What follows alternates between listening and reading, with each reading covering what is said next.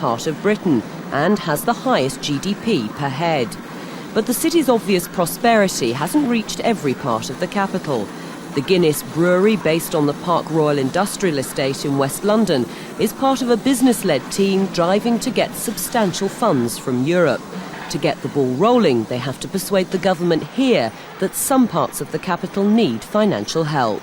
There are rumours that many ministers, of course, are from north of Watford and sit for northern constituencies. I have to say that our relationship with many of them, and Richard Caban is one example, is good and positive, and we hope that through the strength of the case that we're putting to London, he will see our case.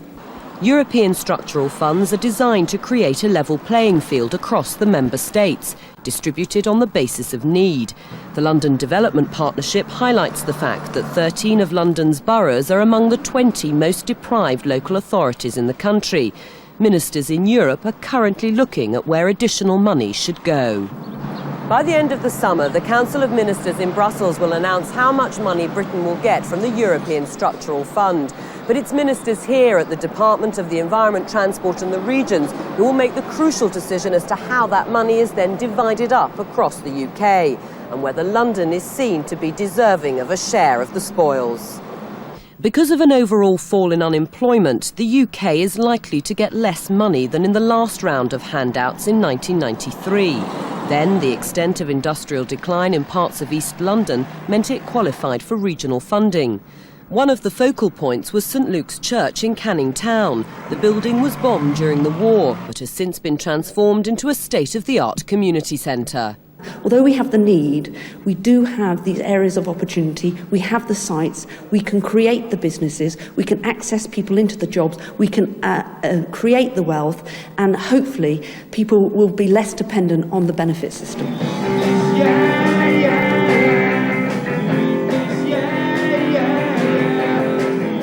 But while London is shouting out for a bigger share of European funds, students at a German school in well-heeled Richmond feel the capital is overplaying its case. I think one should just spread it over the country and not give anything to London. We here in school learn about the north-south divide in England, for example, and maybe it's a good idea to get rid of those inequalities and start investing in the north a bit more.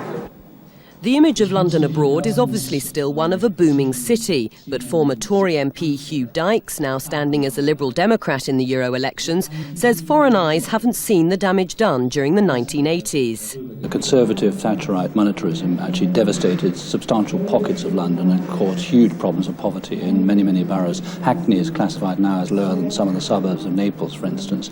The present government's grappling with that, and they're not doing it strongly enough, they're not being bold enough and forceful enough to get enough money for London.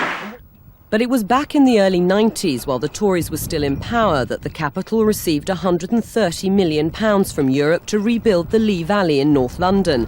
At the time, it was seen as the most concentrated area of industrial decline. Now the Tories want the government to come clean about where any future European money might go.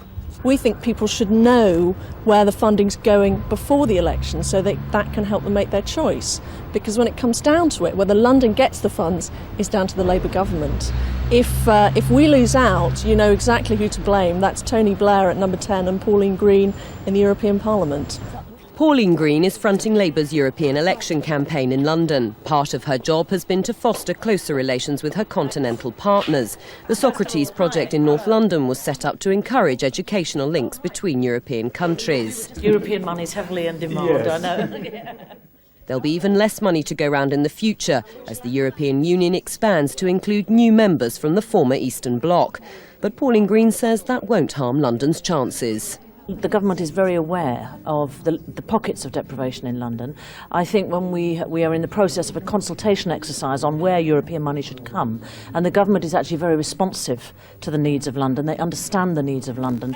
She perhaps has the most to gain from a successful Labour campaign. If London manages to increase its share of European money, she could end up rubbing shoulders with a different crowd as the party's candidate for Mayor of London.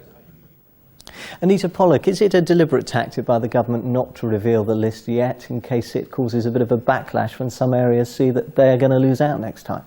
I think it's just entirely coincidental because these things just trundle along, these kind of decision makings, and the consultation period has only just recently ended. So it's going to be a little while yet, I think, before the decisions are made. But there is this problem, isn't there, of perception in London that if the money, the bid that Britain actually puts in says the money should go to the Highlands and Islands or to Cornwall or the far southwest, people will say, hang on, we're losing the money, and it's still perceived by a lot of people as our money. It's always one of those problems when there's a small pot to go around and hard decisions have to be made. But London MEPs have, over the years, made a very, very strong case at the European level for European funding, simply because of those pockets of deprivation, cheek by jowl, with quite wealthy areas that Pauline Green was mentioning. Because Daniel Hannan, there was a report earlier this year suggesting that inner London is one of the wealthiest regions in the whole European Union. It makes it very hard for us to make the argument for London and the South East, doesn't it, given that there is so much wealth in the area? Well, London has done extremely well because of the city, because despite the decline of sterling as an international currency, we've had a deregulated approach which has been extremely successful, has created a lot of wealth. The one thing that would throw it away would be to go into the single currency, and with that all the regulation, the tax harmonisation. Even now, the Labour government is refusing to say that it will veto the withholding tax, which could wipe out millions of jobs in London. But if I may just come to one point in your film, you kept on talking about a pot of European money and putting in our bids for European money. There's no such thing as European money. This is actually our money. Britain is some of it, but other member states as well. No, I'm sorry. Britain is a massive net contributor. We're a net contributor to the tune of £3.5 billion a year. Even while we've been on air, we've paid over about £250,000.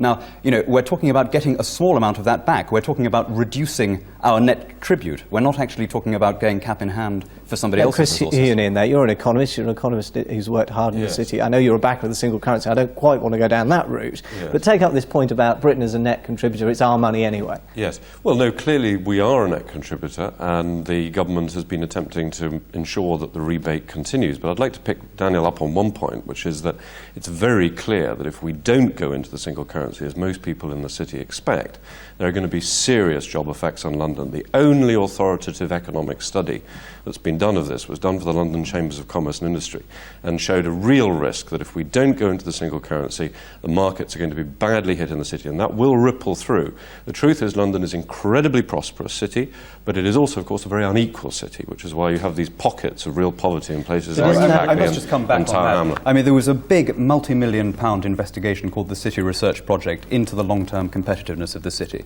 which concluded that there would be costs in going in, because it would threaten the deregulated low-tax approach which has been such a success, which has created millions of jobs here. If we were to throw that away, if we were to go down the road towards withholding taxes, more taxes on corporations and so on, and indeed then the single currency, we would throw... I don't think there's any risk of that, but you'll be aware of the National Institute study, no doubt, which came out a few weeks ago, which actually suggested a real risk of 75,000 job losses in London.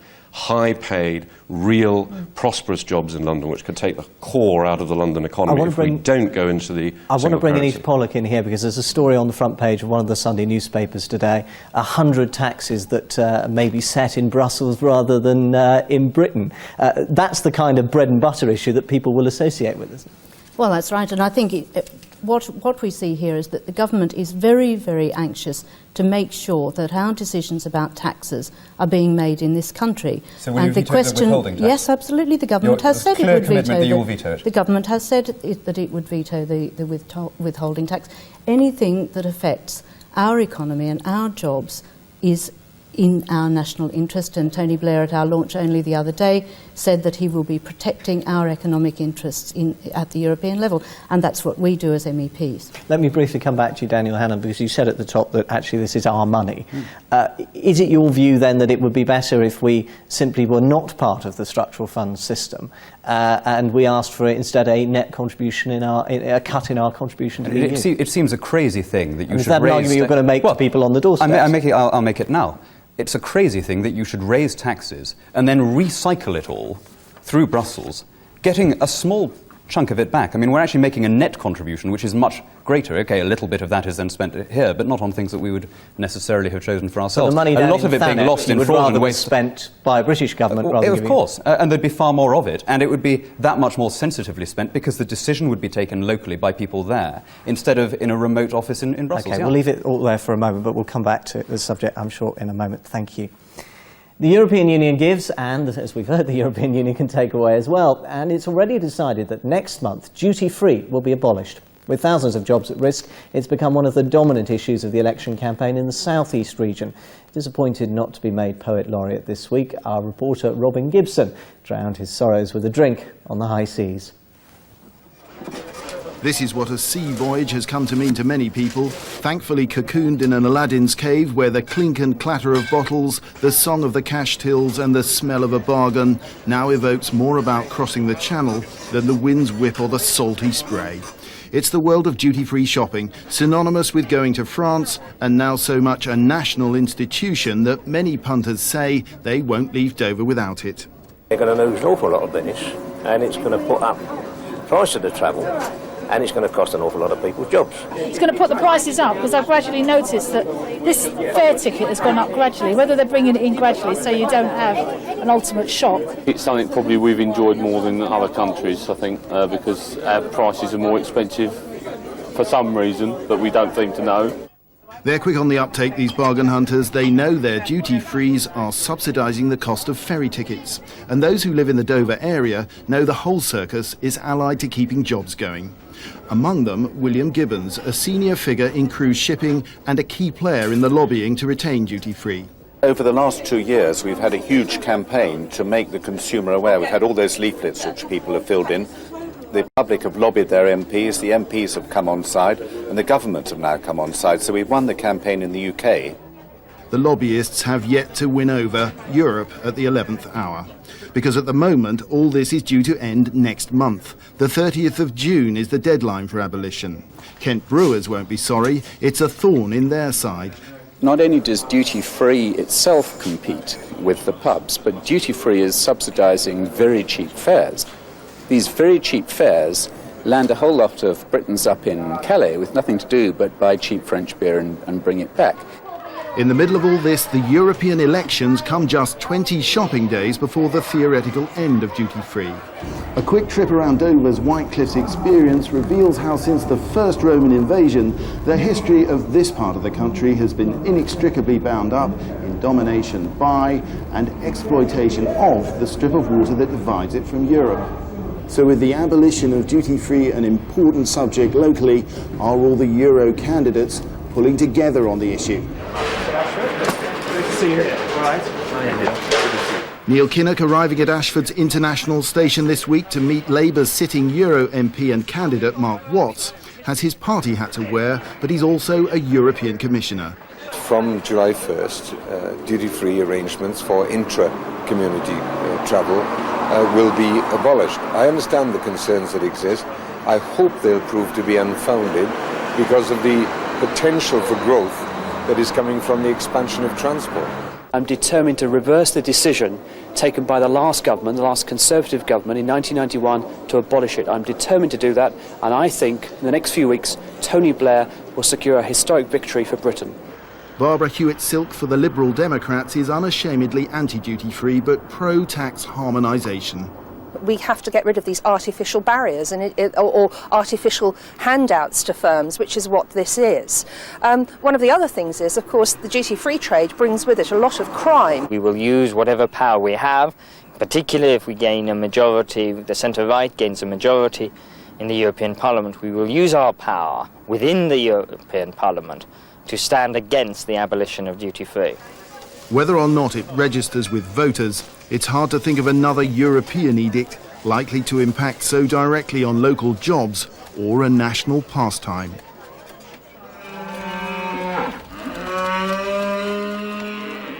Hard to imagine perhaps, but there is another area of policy which could see thousands more jobs put to the slaughter. The European Union's CAP, or Common Agricultural Policy, is due to be reformed. That will please critics who say it's done nothing to stem the collapse in farm incomes. When Willie Murchie goes to market this week, the price per head for the cows on his farm in Hertfordshire could be £300. It used to be £1,000. They're all fed on silage and grass, no concentrates at all. No, it's just what the public want.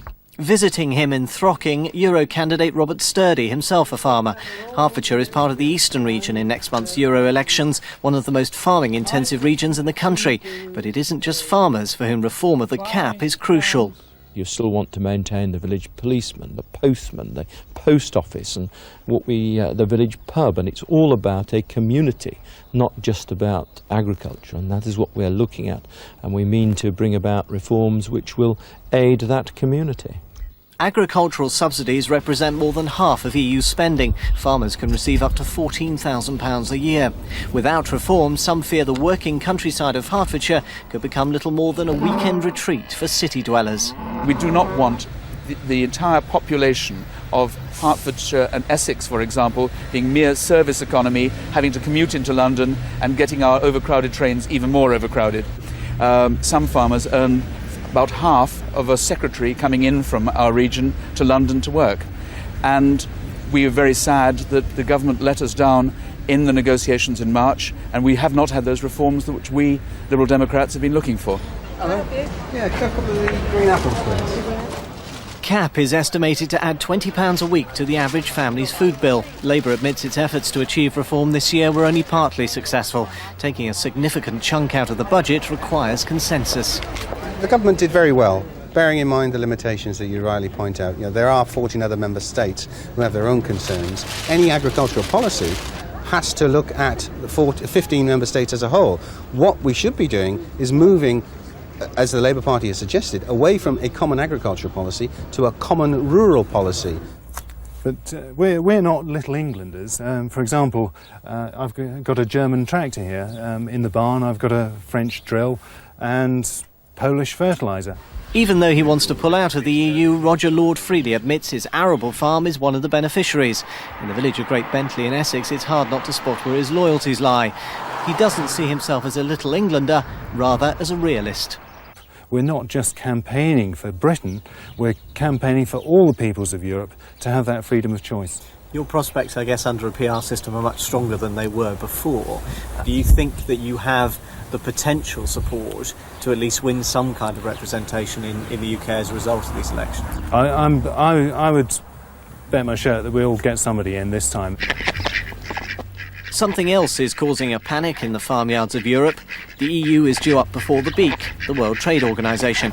It's likely to find that the EU is guilty of providing subsidies which breach rules on fair trade. Radical and painful reform may now be unavoidable, which is when the feathers will really start to fly, no matter which party emerges ahead in next month's elections. Chris Huhn, is that a difficult position you're finding to defend on the doorsteps in the South East? What Barbara Hewitt-Silk had to say about the abolition of duty-free, that it should go? Well, Barbara was cut short because I think what we're saying is that we stand by the Commission's proposal that the duty-free should go, but we want to see support for areas which are affected if they are. I was quite encouraged, actually, down in Dover a couple of days ago to find that the increase in transport that Neil Kinnock mentioned, the fact that the ferries are now picking up because Eurotunnel is reaching full capacity, means I think a lot of the heat is going out of the duty-free issue. So you think that the passenger levels will survive even without duty-free? Absolutely. Passenger levels are booming. The increase in passenger levels across the Channel is absolutely enormous. It's not people drinking in the Last Chance saloon, then? Well, people are going to France, of course, to shop more cheaply because prices are considerably lower for a lot of goods in France than they are in the UK, which is one of the advantages if we were to join the Euro, would begin to compete those differences away. But for the moment, people will continue certainly going across, and freight is also booming, which is another big issue because we want to get some of that freight onto the railways and off roads. Daniel Hannan, do you stand by the Conservative government's position in agreeing to abolition of duty-free? Well, we agreed to it on certain conditions that have not actually been met. Specifically, that there should be workable alternatives in place. But you think the principle is right? Well, the real problem here, I rather agree with the spokesman from Shepherd Neame. The real problem is that our general duties here are far too high.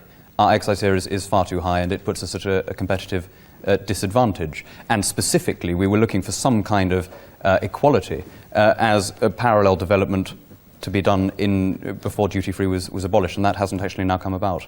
But the principle of duty-free, you think duty-free should go? If there were parity, and if there were workable arrangements in place. So but there aren't. Yes. But at some stage in the future, but that hasn't happened yet. Anita Pollock, let's move on briefly to the question of agricultural reform. the government didn't get the deal it should have got, did it? It didn't get the fundamental changes to the structure that were needed, because at the moment half the EU budget is supporting less than 6% of the EU's population.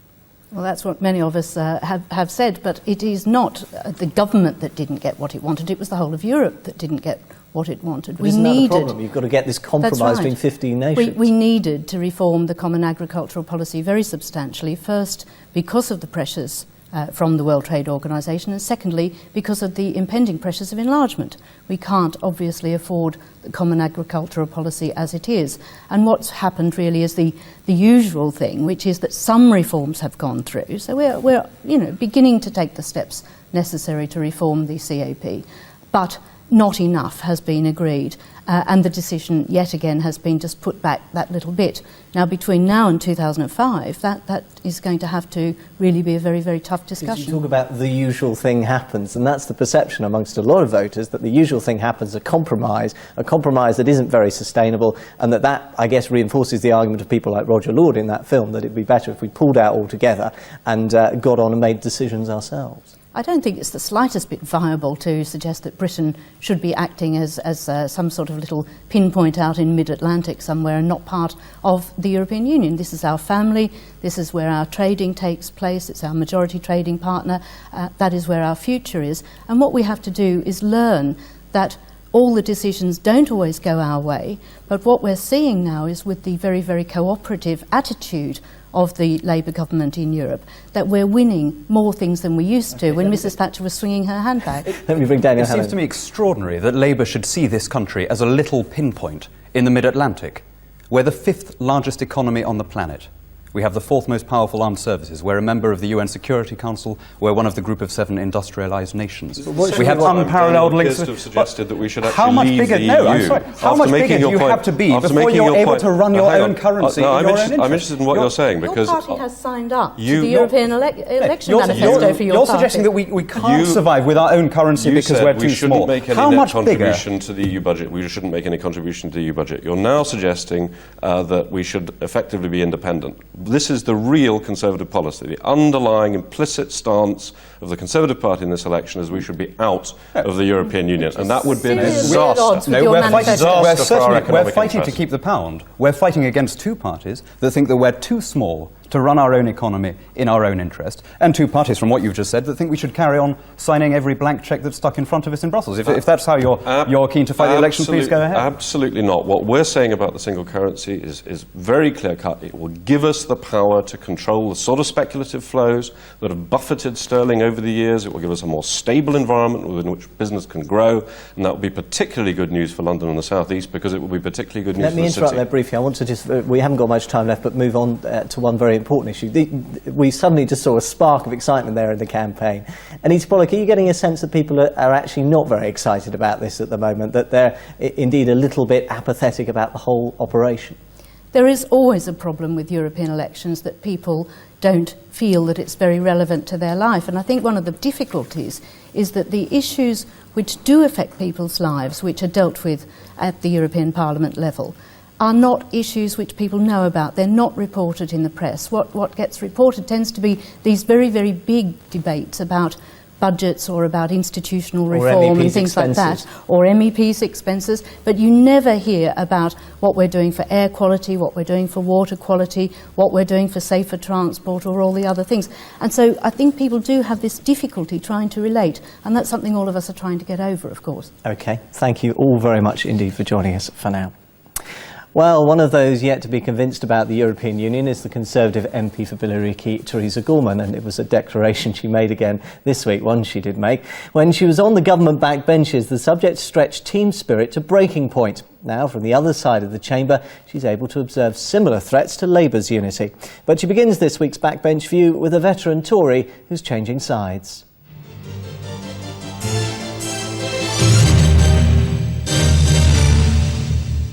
This week, former Conservative MP Sir John Wells, who was Anne Widdecombe's predecessor in Maidstone, was up on his high horse over Europe. Always a bit of a showman, this is him protesting over fuel tax in the 60s. In those days, he was all in favour of Europe, but now he's changed his mind and he's joined that hotbed of Euroscepticism, the UK Independence Party. It's the only party that's really determined to keep Britain as we know it. If one stays with the Tories over the European elections, they don't really know where they're going. At last, Labour backbenchers have taken heart from those of us who always speak our minds. This week, they staged a mini-revolt over the welfare cuts. The ayes to the right, 270.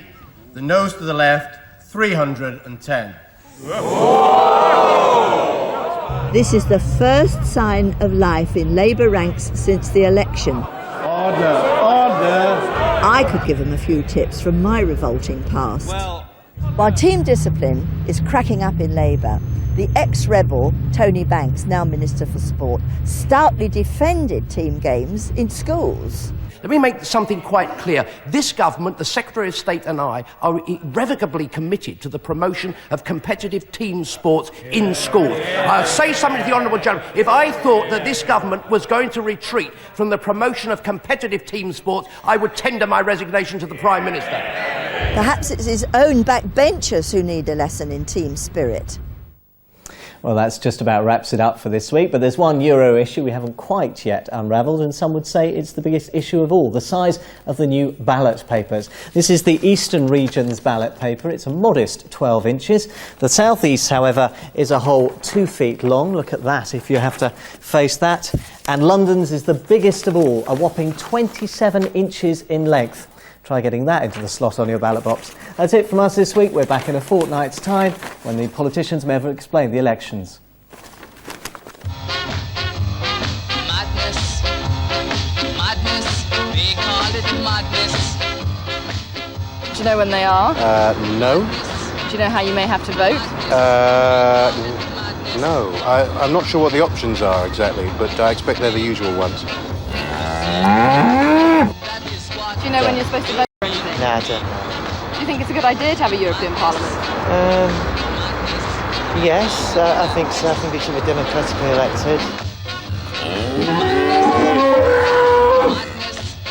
What's the Humanist Party? Natural Law Party. I think it's a bit. I don't think they explain it enough. To be fair, I really don't even know what the European Parliament does. I don't know what it does to me and the individual. Oh no, I won't be the one who's gonna suffer. A man that won and lost 6 World Championship titles, made and spent over $4 million, and in 200 professional fights, all he really wanted to do was dance. I've never enjoyed boxing. It's just a business with me. His name was Sugar Ray Robinson. Square up to the man that danced in the ring. Reputations is tomorrow at 9:30 on BBC Two.